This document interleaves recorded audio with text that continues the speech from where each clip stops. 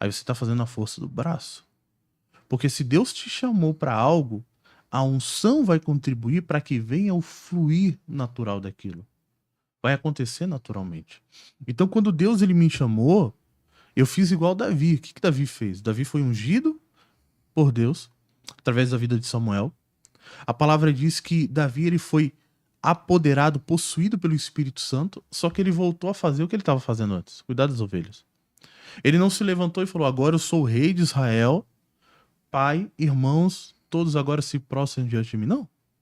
Ele voltou a fazer aquilo que ele fazia antes. Porque a unção, ela tem um tempo de maturidade dentro de nós. Se eu não passo pela maturidade, lá na frente eu vou ter que retroceder. Então hoje a gente vê pessoas que se converteram hoje, daqui a um ano ela diz assim: eu sou profeta. Ela não entende o processo do profético. Deus pode revelar aquilo que ele tem contigo, mas não quer dizer que você está habilitado para assumir aquilo. É diferente. Então, pense, eu tinha ali por volta dos 14, 15 anos, quando eu ouvi Deus falar isso. Eu assumi o profético de fato há 3 para 4 anos atrás. Quantos anos passaram? Mais de 15 anos. Não. Mais de 12, 13 anos. Eu fui ungido e já tinha passado uns 7 anos depois daquela palavra. Só que o tempo de eu me posicionar ainda não tinha chegado. Não tinha chego. Então existem esses processos. Davi foi ungido, preenchido pelo Espírito Santo, voltou a fazer o que ele fazia, porque a unção precisava trabalhar primeiro no caráter dele. E dentro do profético a gente precisa cuidar disso, apóstolo. Por quê? Toda pessoa que não tem o caráter moldado dentro do profético, ela se corrompe. A primeira coisa que corrompe os profetas são o recurso e a visibilidade. Há uma graça sobre os profetas, e a palavra diz que se eu crer no Senhor Deus e nos profetas, eu vou prosperar. Então há uma graça. Por isso que a gente vê tantas pessoas investindo no profético. Porém, nós vemos muitos profetas se corrompendo por causa de recursos. E aí que está o grande X da questão. Aí depois vem o restante. A visibilidade, o falso acesso ao mundo espiritual. Toda vez que eu tento acessar o mundo espiritual sem uma permissão do Senhor, eu estou entrando pelas portas do fundo. Eu abro espaço para que espíritos de engano atuem. Toda vez que eu profetizo algo, ou tento gerar uma profecia que não é Deus quem está direcionando, é um falso profético. A palavra diz o seguinte, em 1 Pedro, que a profecia, ela não vem da vontade do homem, mas ela vem inspirada pelo Espírito. A palavra profecia ou profetizar, e a profecia ela carrega níveis, elas são inspiradas. A palavra ruach, espírito, vento, ela é inspirada. Então nós somos inspirados pelo Espírito do Senhor a profetizar. Quando uma profecia ela se manifesta, ela muda ambientes. Ela traz à existência aquilo que não existia. Entende? Um sonho, quando nós compartilhamos ele é uma profecia. O testemunho, quando nós compartilhamos, é uma profecia. Por isso que a gente compartilha o testemunho e nós vemos pessoas sendo curadas. Por causa de um testemunho, porque ele se torna uma profecia. Então existe um tempo de maturidade. O problema é que as pessoas elas querem pular os processos. Elas querem, como foi dito aqui, elas querem uma transferência que resolva todo o problema dela. Toda a vida dela com Deus. E não é assim que funciona. O espírito de engano sempre vai falar que basta só uma impartição e acabou. Você não precisa fazer mais nada. Você não precisa orar, você não precisa buscar. Eu não confio em quem não ora. Quem ora, ouve a Deus. E quem não ora, tá ouvindo quem? Quem tá guiando ele? Então, se eu não tenho uma vida de oração, eu não tenho um altar para o Senhor. Mas eu tenho um altar para outra pessoa. Por isso que a gente vê as casas tão governadas. Tem muita gente falando do profético, mas tá com a vida toda arrebentada. Porque o profético ele vai trazer luz. Ele vai trazer alinhamento. Então, como que eu posso querer ser uma pessoa profética se primeiro eu não permito o profético me alinhar? Eu quero profetizar na vida das pessoas, mas eu não quero deixar a profecia mudar a minha vida primeiro. Porque aquilo que eu vivo vai testemunhar muito mais do que aquilo que eu falo. A palavra diz que nós somos cartas vivas. Então o profético, ele permite você ser lido sem você precisar falar nada. E o mundo espiritual, ele entende isso. O profético, ele carrega um peso. Então, quando eu comecei a entender sobre isso, apóstolo, que eu comecei a mergulhar, a primeira coisa que eu fui buscar, quais são os fundamentos proféticos? O que é o profético? Como ele opera? Aí eu pedi para que Deus conectasse pessoas maduras, profetas de ofício, que pudessem me trazer maturidade e direções específicas. Primeira área que Deus me deu direção, e eu percebo que é praticamente com todos que atuam no profético que Deus traz, foi acerca dos sonhos e das visões. Sonhos eu já tinha, visões eu já tinha, só que no meu entendimento era só visão, sonho, interpretar o sonho e acabou. A gente não sabia os tipos de sonhos que existiam, como nós temos hoje o entendimento.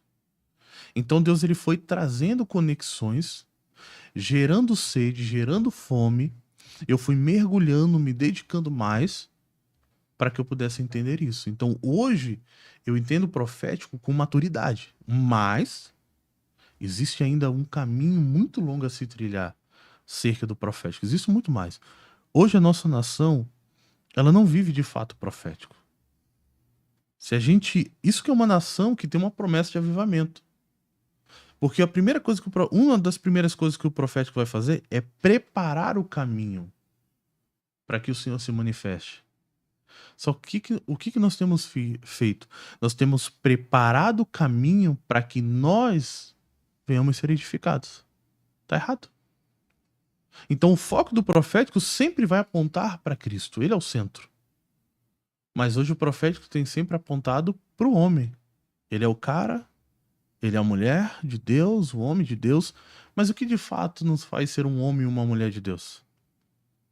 Apontado para ministério, né? Igreja, né? Jesus fala o seguinte, e quando eu li isso, apóstolo, no momento que eu estava buscando o alinhamento, a palavra diz em João, capítulo 5, versículo 15, sem mim nada podeis fazer.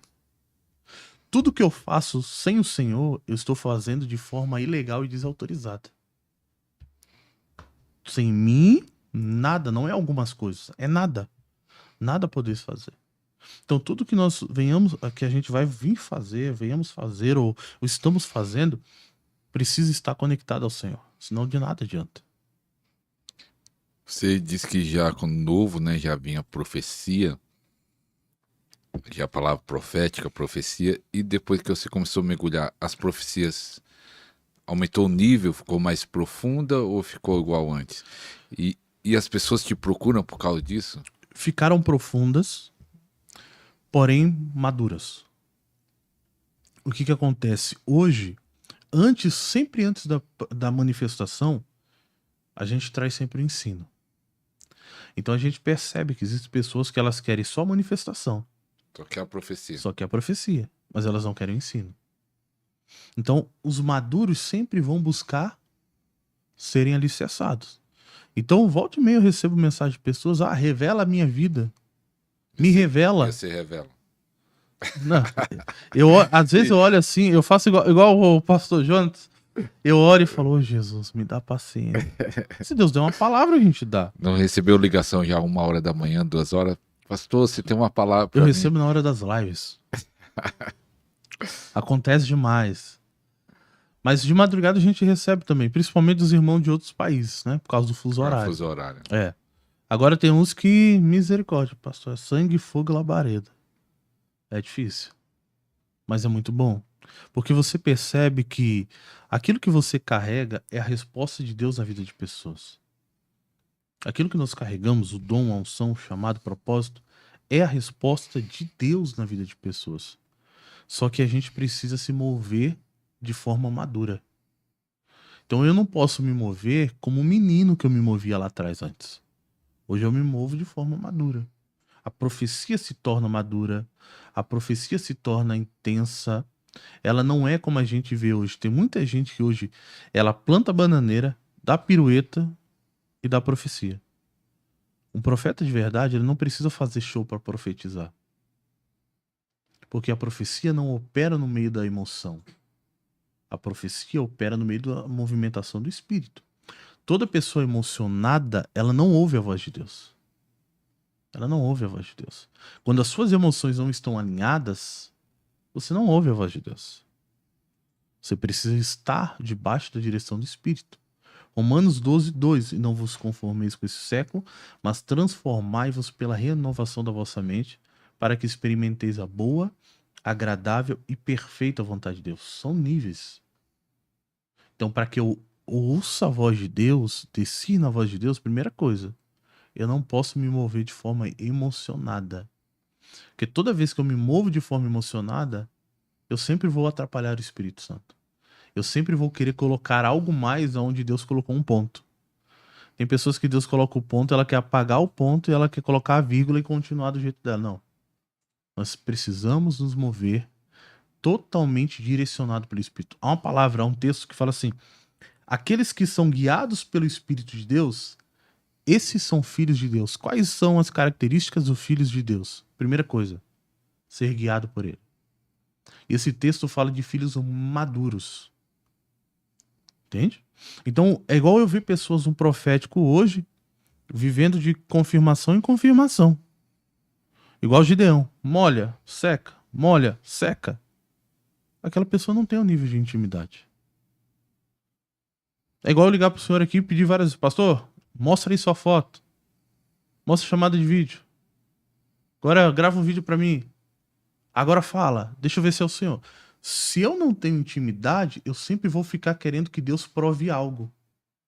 Mas se eu tenho intimidade, quando ele fala, eu não demoro para responder. Eu sou rápido para obedecer. Qual que é a dificuldade das pessoas hoje? Eu sei que o Espírito Santo está movendo de outro caminho, mas qual que é a dificuldade das pessoas hoje? Não é de ouvir a voz de Deus, mas é de obedecer aquilo que Deus está dizendo. Todo mundo quer ouvir a voz de Deus, mas poucos querem obedecer aquilo que Deus está dizendo. Então o profético, ele não fala de mim. O profético, ele fala de obediência. Tudo que Jesus ia fazer, a primeira palavra diz que Jesus fala o seguinte: eu não vim fazer a minha vontade, mas a vontade daquele que me enviou. Então, se eu me movo profeticamente, a minha vontade não pode governar. É a vontade dele. Jesus fazia o que via o Pai fazer. Então, Jesus se movia debaixo de uma direção, de um comando. O profético é isso. E vamos dizer assim, as pessoas falam muito de Jezabel. E lá Jezabel perseguiu os profetas. E diz que tem esse espírito de Jezabel hoje em dia nas igrejas, em algumas igrejas ou algumas regiões. Você acha que existe isso? E é isso a grande... Qual é a grande barreira para o profético? Tem a ver com esse espírito ou é no geral religiosidade? Pastor, a religiosidade sempre existiu. O que nós encontramos hoje é o falso profético, que nós chamamos o espírito de Pitom. É o falso profético. A falsa Então é o feitiço, é adivinhação. Isso, é a falsa manipulação. Qual que é a função desse espírito? É silenciar a voz profética para que ele coloque alguém que esteja manipulado no falso profético. Parecendo que é profeta, revelando. Exatamente.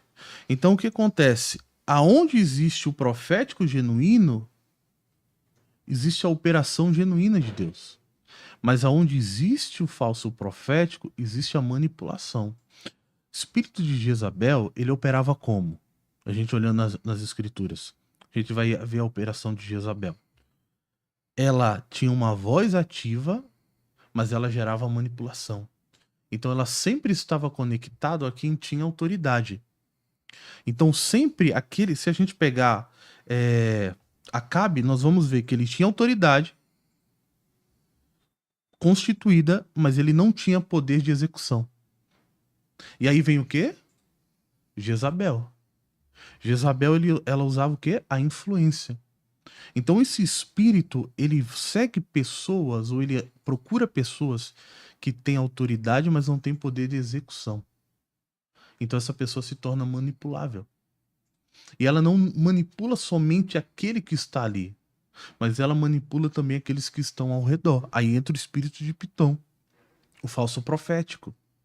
que vai silenciar a voz. Então, toda vez que eu profetizo algo que não foi o Senhor que me deu a direção, mas porque eu quero fazer, tem gente que fala assim: ah, eu não sei quando é a voz do Espírito Santo quando eu tô profetizando. Você sabe. Eu sei quando eu vou profetizar impulsionado pelo Espírito ou quando é a minha vontade querendo expressar alguma coisa. A gente sabe, é claro isso, é nítido. Você sabe quando é Deus que está falando com você e quando não é. A gente sabe. E aí entra o quê? O espírito de manipulação. E aí ele vai trazer esse falso profeta, essa falsa voz profética, vai silenciar a voz genuína e sempre vai estabelecer alguém que é manipulável. Ou seja, tem posição, mas não tem influência. Ele tá ali como um boneco. Já viu aquelas marionetes? Não tem as cordinhas em cima dela ali? Tem ali presença, mas sempre tem alguém conduzindo. Então, essa movimentação que nós chamamos de espírito de Jezabel e do espírito de Pitom faz exatamente isso. A manipulação nas ações e a manipulação na liberação. Então entra a adivinhação com a aparência de um verdadeiro profético, sendo que não é. Por isso que é importante sempre ter profetas maduros e pessoas com discernimento de espírito. Porque o que vai trazer clareza é esse discernimento. A gente vai pegar o apóstolo Paulo, a mulher, olha só que interessante. Aquela jovem, a pitonisa, a palavra diz que ela estava falando uma verdade. Homens de Deus pregam a salvação. Ou ela estava mentindo? Era uma falsa influência, mas estava falando uma verdade. Então, o que acontece? Tem muita gente que pode até estar profetizando uma verdade, mas a influência é outra. As pessoas tratam de falso profeta aquele que profetizou e não aconteceu. Mas o falso profeta é aquele que está com o coração corrompido. A manipulação. Teve um irmão que chegou um irmão na rua, né? Ele nem conhecia a pessoa, começou a profetizar, ele já se emocionou, já ficou emocionado, recebendo a palavra profética. Aí no final da profecia ele pegou a conta e falou: aí Deus falou que é você que vai pagar, que vai pagar essa conta. E parece que ele pagou, né? Eu já vi pessoas profetizando, falou assim: é você que vai comprar geladeira, ou é você que vai dar isso. Não sei se você já viu essas coisas. Eu acho que talvez não acontece isso lá em Brasília, Que mas nada. se você já viu pessoas que usando ou fingindo que é o profeta, não sei o que passa na pessoa, mas querendo tirar algo da pessoa. Até antes de você responder, você já recebeu, nós chamamos aqui em São Paulo, profetada. Já aconteceu isso com você? Você põe aí que já recebeu, se já aconteceu isso com você. Acontece isso lá em Brasília, essas coisas? Acontece, infelizmente. Eu já recebi uma dessa. Já recebeu? A pessoa chegou pra mim, começou a falar aquilo que eu já sabia, né? Deus vai te levar às nações e etc. Glória a Deus, aleluia, as coisas evidentes. No final ela falou assim: e Deus me disse que você vai me dar um saco de cimento. Que ele estava construindo a igreja. Só que a cobrança que ele fazia não parecia ser Deus, não. Então, Já você deu um infelizmente... saco de cimento? Eu não. Então desobedeceu? Uma falsa profecia a gente não obedece, né? Então, o que acontece? Existem pessoas que profetizam com segundas intenções. Elas operam no dom, o dom é irrevogável. Aí que tá a questão de você operar no dom e você ser um profeta. Todos podem profetizar, mas nem todos são profetas. Então existem pessoas que elas profetizam, elas utilizam dom com segundas intenções. A profecia, claro, edificar, consolar e exortar. O que movimenta ela é o amor. Então, se eu profetizo com uma segunda intenção, aquilo que eu estou liberando pode até ser de Deus. Mas se eu coloco uma intenção por trás, eu não estou profetizando. Eu estou me movendo debaixo do espírito de engano. Porque o espírito de engano sempre vai querer algo em troca. Entende? Então existem pessoas que infelizmente profetizam para te dar uma mexida nas suas emoções, para no final você ofertar o seu carro, a sua casa. Agora, eu entendo sobre honra. Eu entendo sobre honra. Honra, ela não é forçada. Deus não recebe sacrifício sufocado. Eu não posso profetizar e te obrigar a ofertar na minha vida. Isso não gera fruto. É o que eu tenho ensinado nesses dias. Oferta com entendimento, honra com entendimento. Por que muitas semeaduras que a gente executa não frutifica? Porque são semeaduras sem entendimento.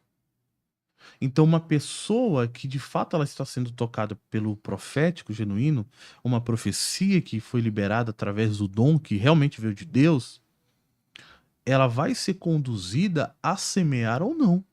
Agora, se eu coloco uma condição, eu não estou profetizando. Eu estou vendendo a profecia.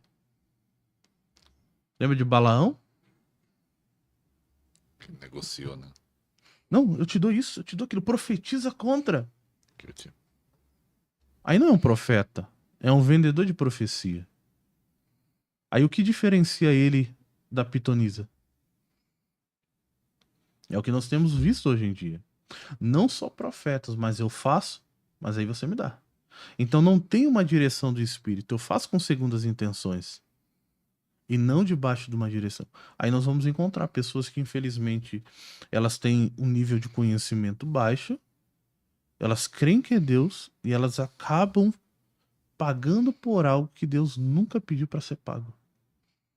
Até pegando nesse ponto, você conheceu alguém que acreditou em uma profecia, talvez foi enganado, foi ferido? Eu conheço uma família que o familiar estava doente e aí recebeu uma palavra profética que ele ia sair. O rapaz tinha título de profeta, né? Mas ele morreu. Aí eles ficaram muito chateados com aquilo, porque aquela palavra deu aquela esperança.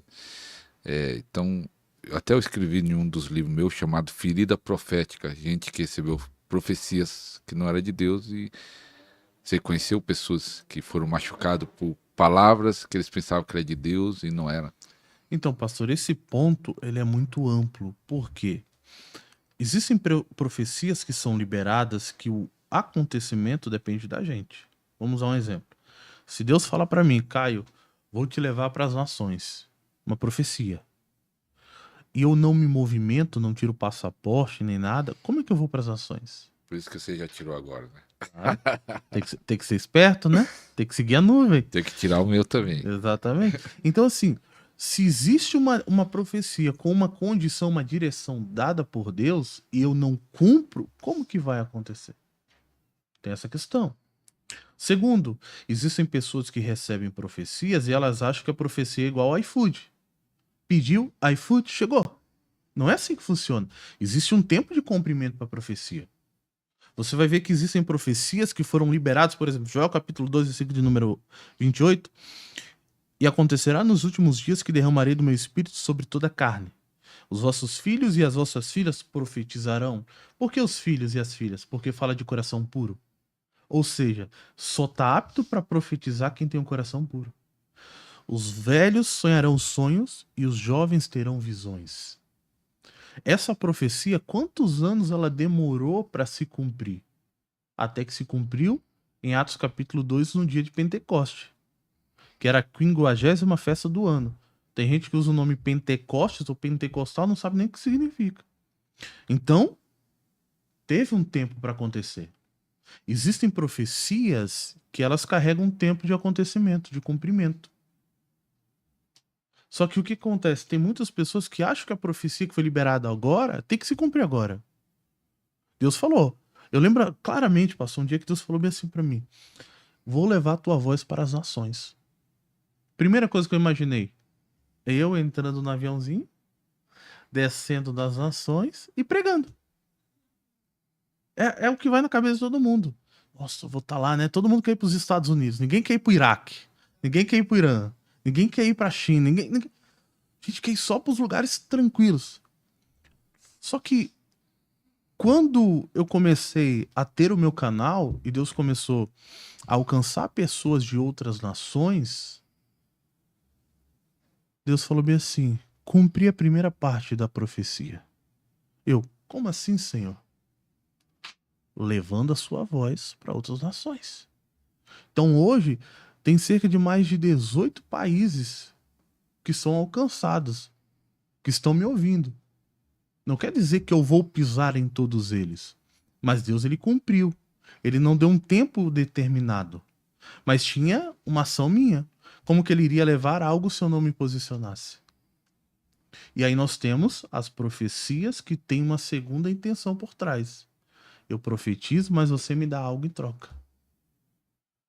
Toda profecia que eu requero honra de você não é uma profecia. É uma venda. É uma manipulação. E aí não é genuíno. Por isso que nós temos a generosidade. Só que aí nós temos pessoas que andam debaixo de desonra. Como o profeta Jonatas falou, aquele que recebe o profeta na condição de profeta, ele recebe o galardão. É bom você entrar nesse ponto também e explicar um pouco sobre a honra do profeta, né? Porque parte da pessoa, o que é honrar? É palavra, oração, é dinheiro? O que significa essa honra, honrar o profeta? A palavra honra significa reconhecimento. Significa dar valor. Então vamos usar antes de a gente entrar no profeta, algo que a gente vê muito desonra, a presença de Deus. Quantas pessoas vivem desonra diante da presença? Vamos usar algo bem natural. Você chega no culto, você vai no culto para cultuar, só que sua mente e o seu coração tá distante, tá longe. Seu corpo tá ali, mas o seu coração e a sua mente está distante. O que é aquilo ali? É desonra. Porque você não está reconhecendo o que está ali. As pessoas vão ao culto querendo receber algo. Não, o culto é feito para você entregar algo. Receber, você recebe no seu lugar secreto. A palavra vai dizer que a Arca da Aliança ela foi colocada na casa de, primeiro, Abinadab. Abinadab tinha todo o direito de ter a arca ali. E a palavra diz que tudo que estava ali ia de mal a pior. Aí eu te pergunto, como um lugar que tem a presença de Deus vai de mal a pior? Porque tem desonra. Não tem reconhecimento. Aí a palavra diz que a arca ela vai para a casa de Obed-Edom. Em 3 meses, Deus prospera a casa de Obed-Edom e a sua família. Eu imagino todo dia Obed-Edom, se é que ele conseguia dormir, olhava ali e falava, uau, a presença de Deus está aqui. O próprio Deus está aqui. Então a desonra começa na falta de reconhecimento. Quando eu não reconheço aquilo que está na tua vida, é desonra. Quando eu desprezo aquilo que está na tua vida, é desonra. As pessoas acham que honrar é você semear. Quantas semeaduras pessoas lançaram na minha vida que tinha peso de desonra? A oferta, quando a gente fala de oferta, a oferta, ela testemunha a seu respeito. Recentemente eu recebi uma oferta que quando chegou, pastor, eu senti o peso de desonra na hora. Mas por quê? Aí você já quer entrar mais profundo. Tem que saber o mas motivo. veio um peso de desonra muito O que a grande. pessoa está dando não é uma honra. Não. Eu posso te dar algo sem te honrar. Mas não é isso que as pessoas fazem no culto? Vão para buscar a Deus, mas nunca buscaram de verdade? Dizem que amam o Senhor, mas de fato não amam? É desonra. Elas querem algo que elas nem sequer honram. Quantas pessoas querem apenas uma impartição, mas nunca honraram a sua vida? Se eu não reconheço o portador, como que eu vou reconhecer aquilo que ele carrega? Então, esses dias eu recebi uma oferta que tinha cheiro de desonra. Na hora, eu olhei assim e falei, não, isso daqui não é uma honra. Por mim, a minha vontade era fazer o quê? Estornar. Na hora Deus falou bem assim, guarda. Deixei separado. Mas na hora eu senti o peso, um gosto de amargo. Eu já sabia, era desonra. Toda vez que eu tô num ambiente que eu sinto um gosto de amargo na boca, eu sei que aquilo ali simboliza desonra. Mas você não vai falar por quê? A desonra. Não. Mas era a intenção do coração da A pessoa. intenção. É o que a pessoa dá e a intenção. Isso é a intenção. Porque tem pessoas que elas não honram, pastor. Elas querem exercer esmola na sua vida. É. Honra é reconhecimento. Elas fazem por fazer, mas não porque elas reconhecem.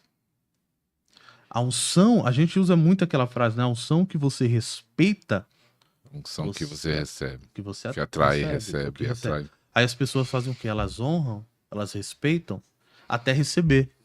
Na hora que ela recebeu, o que que ela faz? A grande maioria. Tchau. Tchau, despreza você, calunia você, mas elas esquecem que a honra não é só antes. A honra é principalmente depois daquilo que você recebe. Então, quem recebe um profeta na condição, está falando de você entender, de você discernir, de você compreender, você vai receber o galardão de profeta. Porque você discerniu. Agora, se eu não discerno aquilo que eu estou fazendo, como que eu vou gerar honra?